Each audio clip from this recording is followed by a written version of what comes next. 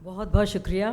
सबसे पहले तो मैं आप सबको सलाम करना चाहूँगी, पिंक एंड ब्लू की पूरी टीम को, और जितने भी लोग यहाँ मौजूद हैं अपने आप के लिए ज़ोरदार तालियाँ। ऋतु ने अभी भी कहा कि अब मेरा दिमाग नहीं चल रहा है, बस ज़रूरी नहीं दिमाग चले, दिल चलते रहना चाहिए, दिल से होते हैं बहुत से काम। और ये ऐसी कोई दैविक शक्ति है मुझे लगता है जो हम सबको लाई है साथ में।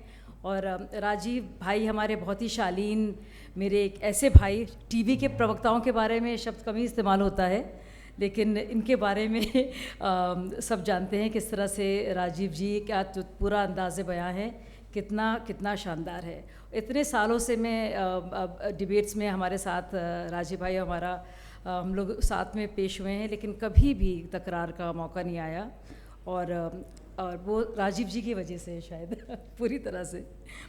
तो आप लोगों ने अपने को कहा कि आप लोग पॉश प्रोफेशनल्स हैं। मुझे लगता है वो तो हैं ही आप, लेकिन मुझे लगता है उससे बढ़कर आप लोग कुछ हैं। मुझे लगता है आप लोग यहाँ पे ऊपर से भेजे हुए कुछ फरिश्ते हैं, और या फिर अंडर कवर सिपाही हैं, सोल्जर्स हैं।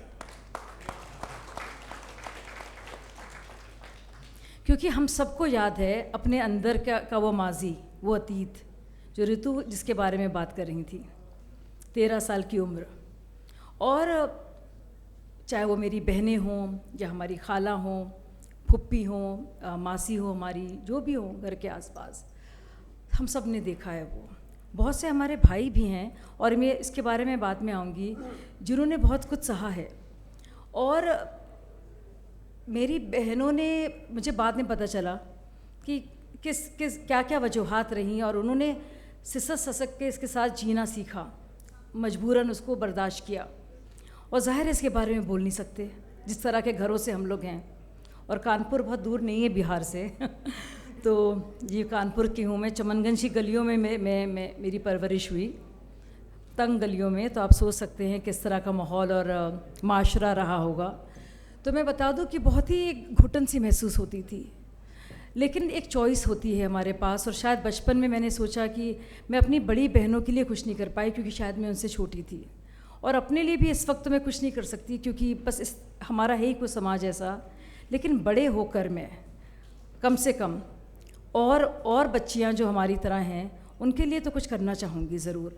और अपने अंदर की जो 13 साल की शाजिया है ना, और ऐसी बहुत सारी 13 साल की जो ऋतु हैं, आपके अंदर 13 साल की वो बच्ची है, उसके रेस्क्यू के लिए, उसके पास जाने के लिए जो कुछ भी कर सकती हूँ मैं, उसकी जो असहायता उसने महसूस की हो, जो हेल्पलेसनेस, जो गुस्सा, तो उसको हटाने के लिए मैं सब कुछ करूँगी।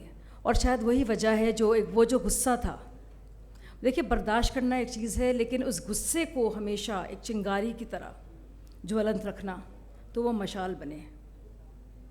तो मुझे लगता है कि हमेशा हमें उस एक कैटलिस्ट की तरह उस गुस्से को इस्तेमाल करना चाहिए। मुझे लगता नहीं हर वक्त हमें पॉजिटिव रहना चाहिए, मुझे लगता नहीं है, लेकिन हाँ, हमें उस ऊर्जा को जो हमारे अंदर है उसको इस्तेमाल करना चाहिए एक बड़ी रेवोल्यूशन के लिए। और वो सब अंदर ही होता है, वो बाहर नहीं कुछ होता। बाहर कानून बन सकते हैं, एजेंसियों को मजबूत किया जा सकता है, और साथ ही कोलैबोरेटर्स ढूंढे जा सकते हैं, स्टेक होल्डर्स लाए जा सकते हैं, लेकिन असली लड़ाई ना आपके दिलो दिमाग में है, सारी लड़ाई वहाँ पे है। तो वो चेतना अगर जागृत हो जाए कहीं ना कहीं कि नहीं, मैं नहीं बर्दाश्त करूँगी, मुझे अपने लिए नहीं तो औरों के लिए बोलना है, तो आप देखिएगा वो क्या इसका असर होगा। और we will have a forest fire of change and transformation. मुझे लगा चमनगंज की गलियों से निकलकर मैं हिम्मत करके मैंने मैथ्स कॉम किया जामिया से, और मैं टॉपर रही, मैं अपने स्कूल की भी हेड गर्ल थी, और हमें तो ज़्यादा पढ़ने की भी इजाज़त नहीं होती थी। लगा कि दिल्ली बड़ा अच्छा शहर होगा, बहुत बड़ा शहर होगा। उन बड़े बड़े ऑफिसेस में आई तो मुझे लगा अरे यही तो वजह है कि हमारी अम्मी और हमारी खाला क्यों नहीं चाहती थी मैं बाहर पढ़ूँ जाकर, क्योंकि किस तरह का माहौल था। तो अगर हम सोचें कि कॉर्पोरेट कल्चर या बड़े शहर कुछ मुख्तलिफ होंगे हरियाणा और यूपी से, तो आप गलत सोच रहे हैं, वो बदले नहीं जाते। और जो जिस तरह के लोग होते हैं, कोई सोफिस्टिकेटेड होते हैं, कोई डॉक्टर्स और डेंटिस्ट, कुछ भेड़िए सोफिस्टिकेटेड होते हैं, सूट्स में होते हैं, कुछ नहीं होते, स्ट्रीट साइड के होते हैं, लेकिन ये मानसिकता को बदलना है। दूसरी बात मैं कहना चाह रही हूँ आप लोगों से, जब भी हम बात करें, देखिए it is not a war, कोई जंग पुरुषों महिलाओं के बीच में नहीं चल रही।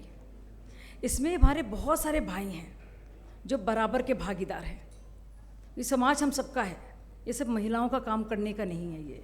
और ये संवैधानिक तौर पर भी, अखलाकी तौर पर भी, इंसानी तौर पर भी, रूहानी तौर पर भी हम एक बेहतर समाज की ओर, चाहे जहाँ पे एक भी हमारी कोई बहन, बच्ची, साथी, कोलीग, दोस्त को इस तरह के जद्दोजहद से ना गुज़रना पड़े, घर में या बाहर, इसके लिए हमें काम करना पड़ेगा। इसीलिए आपको अंडर कवर सोल्जर्स की तरह हर एक वक्त पे काम करना है, क्योंकि आप सोच नहीं सकते कि वो क्या है, वो पीड़ा किस तरह की है। और इसीलिए बहुत सारे लोग नहीं निकल पाते बाहर। तो आप सोचिए, पूरे देश को अगर आप मैक्रो के टर्म्स में देखेंगे तो पूरे HR के लिए जो प्रोडक्टिविटी हो सकती है उसको कितना नुकसान हो रहा है, वो तो अलग बात है। लेकिन आप एक यूनिट को देखिए, तो सोशलाइजेशन तो घर से होता है। और कई बार ऐसा होता है कि कई आपके वालिदैन, जो आपके माँ बाप थे, आपके दोस्त थे, लेकिन कई बार वो भी यहाँ पे भी हेल्प नहीं मिलती। तो एक ज़रूरी है इसलिए इस जन चेतना को जगाना। तो मुझे लगता है ये अपने आप में ये एहसास होना कि जो मैं इसको बर्दाश्त नहीं करूँगी, ये मेरा शरीर है और किसी को इसको वायलेट करने की इजाज़त नहीं है। और ज़ाहिर है वायलेशन के अलग अलग तरीके हैं, माहौल होता है, अलग अलग तरीके से बातें होती हैं, सिर्फ छूने से नहीं होता, उसके एक तरीके होते हैं। आप पढ़ेंगे इसके बारे में तो आप समझेंगे, मैंने इस पर बहुत काम किया है। तो आप रियलाइज़ करेंगे कि जो भी हादसों से आप लोग दो चार हुए हैं, हम लोग हुए हैं, अगर वो हुए भी हैं तो हमारे जिस्म में हुए हैं, हमारी रूह को कोई नहीं छू सकता, हमारी आत्मा को। तो इसलिए तो मैं आखिरी में बस यही कहना चाहूँगी, हमेशा फरिश्तों की तरह आप लोग यहाँ पे हैं, तो बाकी सब चीज़ें तो होंगी, लेकिन हर वक्त आपको एक ये सर्विस में रहना है। वो सर्विस आप अपने लिए कर रहे हैं, या आप अपने लिए कर रहे हैं, या आप किसी महिला के लिए नहीं कर रहे हैं जो कहीं परेशान है किसी ऑफिस में या कहीं पे, या आप अपने लिए कर रहे हैं। आप सोचिए, आप सींच रहे हैं उस ज़मीन को, अच्छी उसमें मिट्टी, अच्छा पानी उसमें जा रहा है, बजाय उस सोसाइटी की जो सड़ रही है, जिसमें डर है, खौफ है। आप सोचिए, तो ये आपका फ़र्ज़ है हमारा, जिस धरती माँ में हम रह रहे हैं उसको हम सुगंधित तो करें। हम कैसे बर्दाश्त कर सकते हैं इस बदबू को, इस दुर्गंध को? नहीं बर्दाश्त करेंगे। हम चाहते हैं वो सुगंध आज़ादी की, वो है असली आज़ादी, जब हर एक इंसान आज़ादी से जैसे मर्ज़ी से जहाँ चाहे काम करे, महिला हो व पुरुष हो। तो वो हम चाहते हैं हर जगह। वही तो असली आज़ादी है, वही तो ट्रू डेमोक्रेसी है। क्या फ़ायदा फिर कानूनों का? तो आप लोग एक्टिविस्ट की तरह भी, सोल्जर्स की तरह भी, और ऊपर से भेजे हुए, ईश्वर की तरफ से, अल्लाह ताला की तरफ से भेजे हुए फरिश्ते हैं। आपको तो कम जिम्मेदारी दी है अवनीश और ऋतु ने, मैं आपको ज़्यादा बड़ी जिम्मेदारी दे रही हूँ। आपको ये सारे काम करना है, वो आप छोटा ना सोचिए, आपको बहुत बड़ी चीज़ करनी है। और आप देखिए, अगर आप सोचेंगे, दिल से जो आवाज़ निकलती है, और सोचिए वो कहाँ तक पहुँचती है। तो एक दुआ के साथ मैं आप लोगों से इंतजा करूँगी कि आप लोग हमेशा की तरह, सोल्जर्स की तरह इसमें काम करें।